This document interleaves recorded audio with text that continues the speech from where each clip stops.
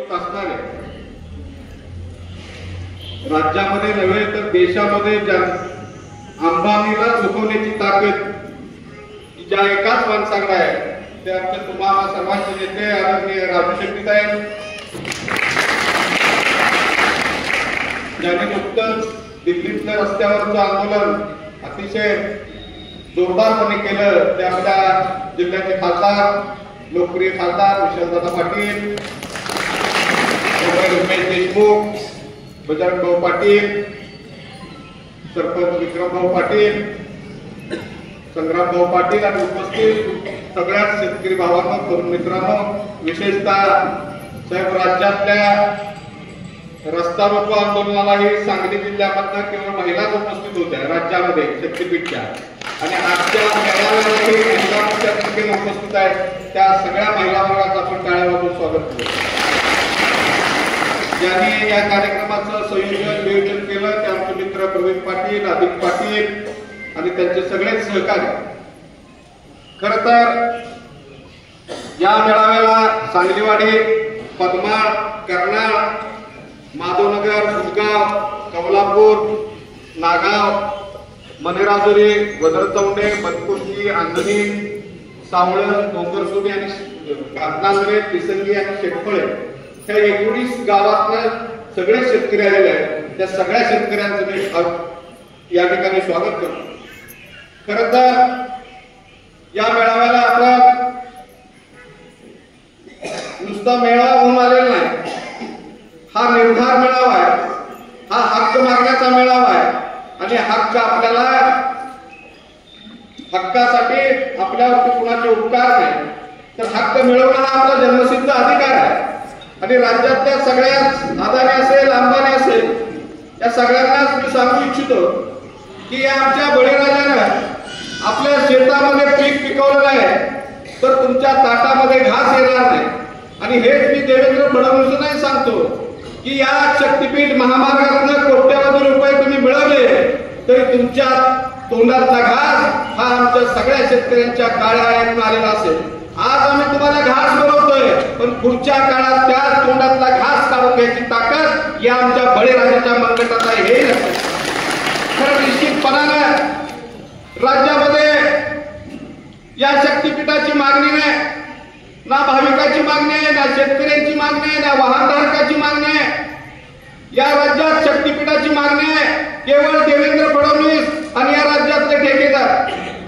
म्हणजे ठेकेदारांना जगवण्यासाठी, देवाच्या नावावर राजकारण पोसवण्यासाठी आमचा बळी दिला जात असेल, शेतकऱ्यांना उद्ध्वस्त केलं जात असेल तर हा बळीराजा शांत बसणारा नाही. या राज्यातल्या, या देशातल्या नरेंद्र मोदी आजपर्यंत देशामध्ये कुणापुढे चुकले नाहीत, पण त्या नरेंद्र मोदीला दिल्लीमध्ये याच बळीराजानं झुकवलेलं आहे आणि 3 कायदे मागे घ्यायला लावलेले आहे. म्हणजे बळीराजामध्ये प्रचंड ताकद आहे. तो एकवटला, तो संघटित झाला, तो जसा नेत्यांना आणि राज्यकर्त्यांना खांद्यावर घेतो तसाच बळीराजा जर खवळला तर तो पायदळी तुडवायला सुद्धा राज्यकर्त्यांना कमी पडणार नाही. हे देवेंद्र फडणवीस. आणि मग ही लढाई भावाला फार मोठी आहे, ही लढाई फार मोठी आहे. ही आर्थिक लढाई आहे. तुमच्या जमिनीशी, देवाशी, तुळजाबाईशी, महालक्ष्मीशी, पत्रादेवीशी या शक्तीपीठाचा काहीही संबंध नाही. आता रत्नागिरी नागपूर हा समांतर मार्ग आहे. रत्नागिरी नागपूरला समांतर शक्तीपीठ महामार्ग होतोय. कोल्हापूर जिल्ह्यामध्ये रत्नागिरी नागपूर आणि शक्तीपीठ महामार्ग एकमेकाला क्रॉस होऊन जातात. सांगली जिल्ह्यामध्ये या दोन्ही महामार्गाचं अंतर साधारणतः 7 ते 10 किलोमीटरचे आहे आणि पिसंगी पासून वगैरे तर अगदी 2-4 किलोमीटर आहे. म्हणजे राज्यभरामध्ये सर्वत्र विचार केला तर रत्नागिरी नागपूरला हा सरासरी 11 किलोमीटर समांतर महामार्ग आहे. आता समांतर महामार्ग कशासाठी केला जातोय?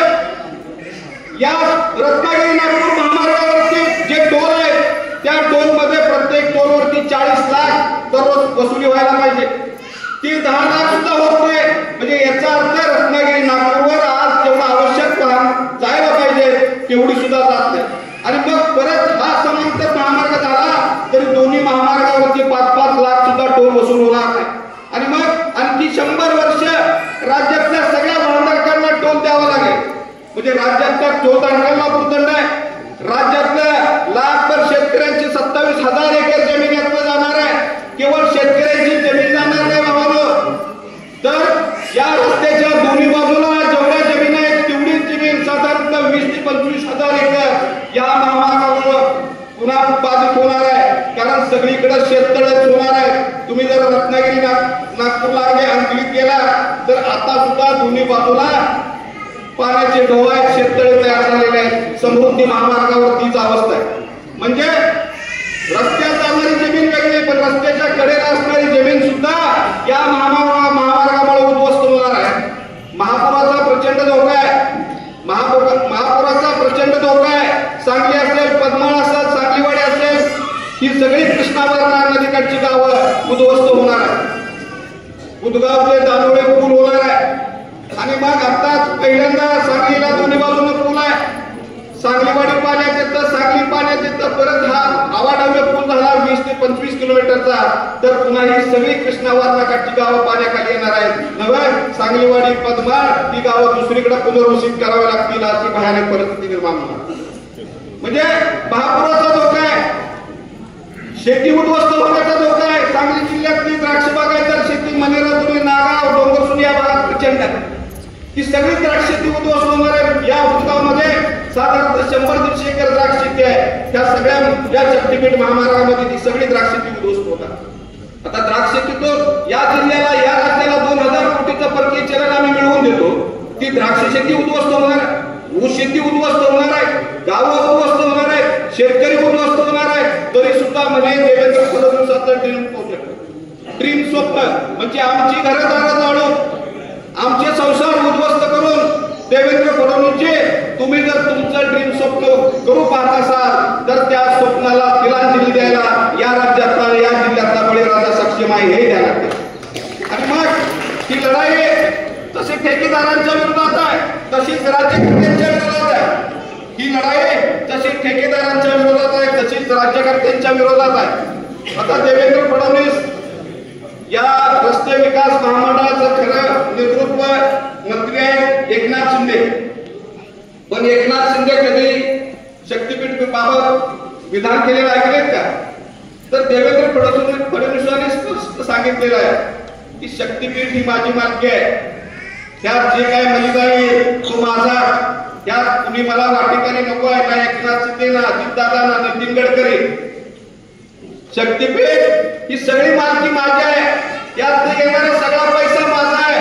त्यामुळे यात वाटेकरी नको. त्यामुळं महामंडळाचा अध्यक्ष किंवा मंत्री एकनाथ शिंदे असताना सुद्धा एकनाथ शिंदे त्यावरती प्रशब्द बोलत नाही. आता नितीन गडकरींनी राष्ट्रीय महामार्ग केले प्रति किलोमीटर 35, 40 ते 50 कोटी पर्यंत. आणि देवेंद्र फडणवीसाचा शक्तीपीठ आहे प्रति किलोमीटर 107 कोटी. येणारा खर्च शक्तीपीठाचा 107 कोटी. आता साहेब 1,86,000 89,000 कोटीचं बजेट होतं. ते आत्ताच आमच्याकडे माहिती आलेली आहे की ते 1,06,000 कोटीचं झालेलं आहे. म्हणजे रस्ता सुरू व्हायच्या अगोदर 86,000 होतं, ते 89,000 कोटी झाले. आता ते 1,06,000 कोटीवर गेलेलं आहे. म्हणजे साधारणतः प्रति किलोमीटरचा खर्च 120 कोटी पर्यंत जाईल, 120 कोटी पर्यंत जाईल. आणि म्हणून शेतकरी भावांना हा पैसा यातनं येणारा 30 ते 40,000 कोटीचा पैसा देवेंद्र फडणवीसांना या महाराष्ट्राचं, या देशाचं राजकारण करायला खर्च करायचा आहे. कारण देवेंद्र फडणवीसाला या महाराष्ट्रामध्ये स्वतःचा गट करायचा आहे, स्वतःचं राजकारण इस्टॅब्लिश करायचं आहे. आणि राजकारणाला पैसा लागतो. तो पैसा मिळवण्याचं एकमेव साधन आहे शक्तीपीठ महामार्ग. म्हणून तुमचं राजकारण चालवण्यासाठी, तुमची ठेकेदारी चालवण्यासाठी शेतकऱ्यांचा बळी दिला जात असेल तर हे यापुढच्या काळात आपल्याला चालू द्यायचं नाही. आणि म्हणून शेतकरी भावानं जाता जाता एवढंच सांगतो की लढाई मोठी आहे. आज मेळावा घेतला म्हणजे प्रश्न संपला असं होत नाही. आपल्याला आणखी वर्षभर, आता परत पहिल्या मोजण्या बंद पडल्या, परत दुसऱ्या मोजण्या येणार आहेत, त्याही आपल्याला बंद पाडाव्या लागतील. त्या बंद पाडण्यासाठी या जिल्ह्यामध्ये एखादं तीव्र आंदोलन घेण्याच्या दृष्टीनं आमचा विचार सुरू आहे. त्या बाबतीत आपल्याला उमेश देशमुख बोलतील. आणि निश्चितपणाने खरं तर शेवटचं सांगतो आणि थांबतो, ना फुकट भाव ना जबरदस्ती, ना फुकट भाव ना जबरदस्ती. जमीन ही आमची आई आहे, ना फुकट भाव ना जबरदस्ती, जमीन ही आमची आई आहे, आईला विकायचं नाही, आईला विकायचं नाही, आईला वाचवायचं आहे, आईला विकायचं नाही, आईला वाचवायचं आहे, ना फुकट भाव ना जबरदस्ती, जमीन ही आमची आई आहे, आईला विकायचं नाही, आईला वाचवायचं आहे, आईला वाचवण्यासाठी